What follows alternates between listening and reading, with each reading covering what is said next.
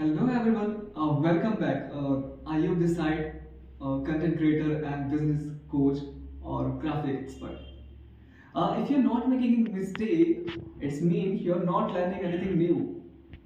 अगर आप जीवन में कोई गलतियां नहीं कर रहे तो मतलब आप जीवन में कुछ नया नहीं सीख रहे।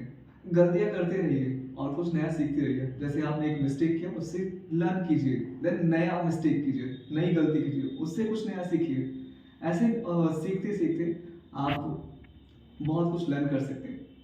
तो you can make mistake but do not make repeated mistake. Welcome back. आज हम जानेंगे जैसे कि मैंने यस्टरडे बताया था कि 95% बिजनेस क्यों फेल होते हैं और 5% बिजनेस क्यों सक्सेसफुल होते हैं। और आज हम जानेंगे उसी का ही थर्ड पार्ट, एमवीपी। एमवीपी का मतलब होता है अ मिनिमम वाइबल प्रोडक्ट।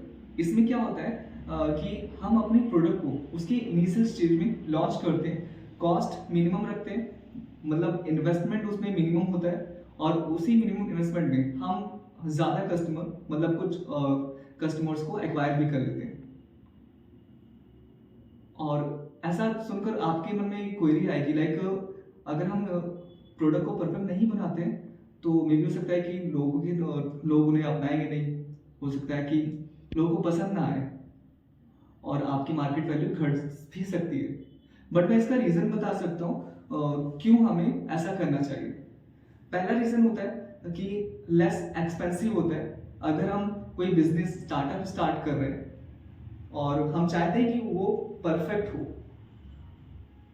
और क्वालिटी वाला प्रोडक्ट हो, लोगों द्वारा फैल जाओ, बिग ब्रांड बन जाए बाद में, तो उसमें ज़्यादा इन्वेस्टमेंट भी लगता है और आपको उसमें इन्वेस्टर भी चाहिए होता है। ऑफकोर्स आपके पास एक ग्रेट आइडिया है, आपको लगता है कि ये आइडिया जैसे ही कहते हैं लॉन्च होगा लोगों में फेमस हो जाएगा, और आपने इन्वेस्टर को भी ये आइडिया सुनाया। आपको लगता है कि इन्वेस्टर आपका ये आइडिया बेस्ट है, बट मे भी हो सकता है इन्वेस्टर को ना लगे और इन्वेस्टर को लगे कि फ्यूचर इसका कोई फ्यूचर नहीं है। और ये भी मान लिया कि आपका आइडिया बेस्ट है और बहुत सारे इन्वेस्टर भी आपके पास मिल चुके हैं और उन्होंने इन्वेस्ट कर दिया, और आपने एक बिग कॉन्फ्रेंस के थ्रू अपने प्रोडक्ट को लॉन्च भी कर दिया और कुछ ही दिनों में वो प्रोडक्ट फेमस भी हो गया। बट कुछ महीनों बाद वो बिजनेस लॉस में चल जाएगा क्योंकि आपका प्रोडक्ट इतना अट्रैक्टिव नहीं था। ऑफकोर्स अट्रैक्टिव था बट लोगों ने तभी उसे अपनाया नहीं। दिखने में अट्रैक्टिव था बट आपने अपनी इच्छा के अनुसार उसे बनाया था, ना कि लोगों की इच्छा के अकॉर्डिंग, लोगों की नीड के अकॉर्डिंग।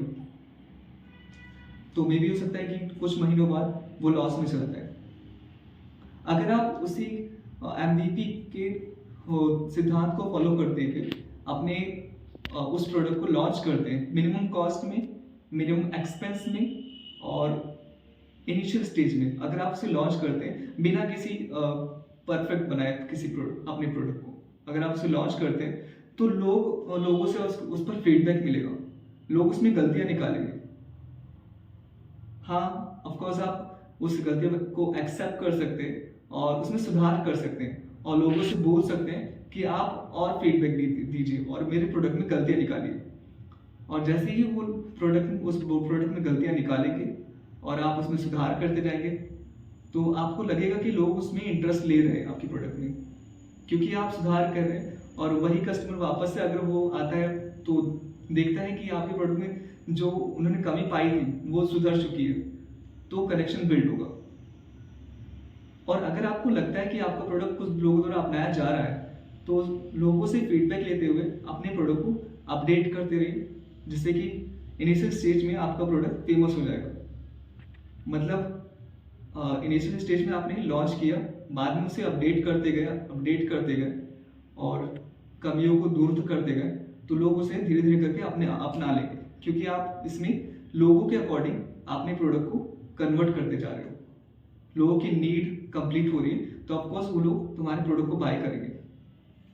सेकेंड केस कर सकते हैं कि इसमें रिस्क कम होता है, क्योंकि आप इनिशियल स्टेज में लॉन्च करते हैं तो इन्वेस्टमेंट भी कम होगा और रिस्क भी कम होगा। अगर आपका प्रोडक्ट नहीं चलता है फ्यूचर में तो आपने रिस्क भी कम लिया, क्योंकि एक्सपेंसेस बहुत कम हुआ उसमें, है ना, तो लॉस भी कम ही होगा, तो रिस्क कम हुआ।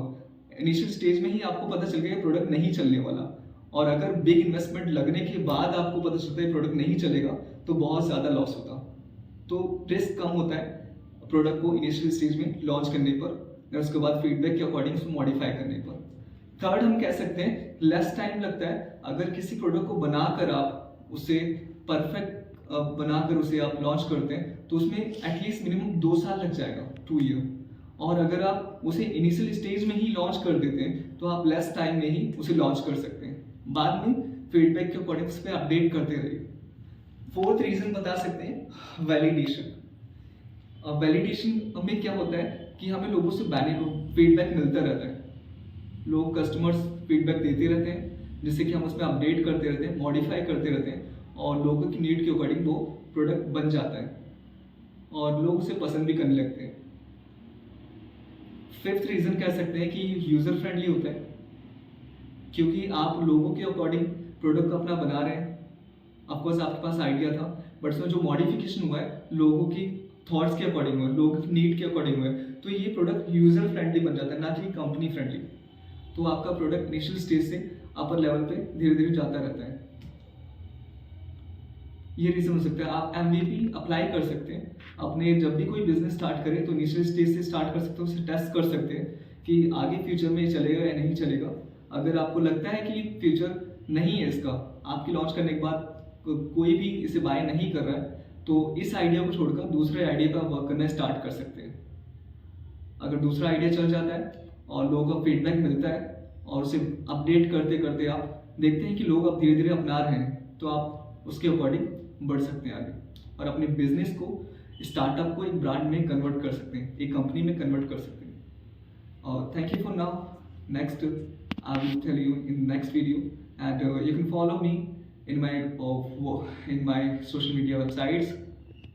Link you can find below in the description, and you can also visit to our website www.cortex.com. Thank you for now. Have a nice day.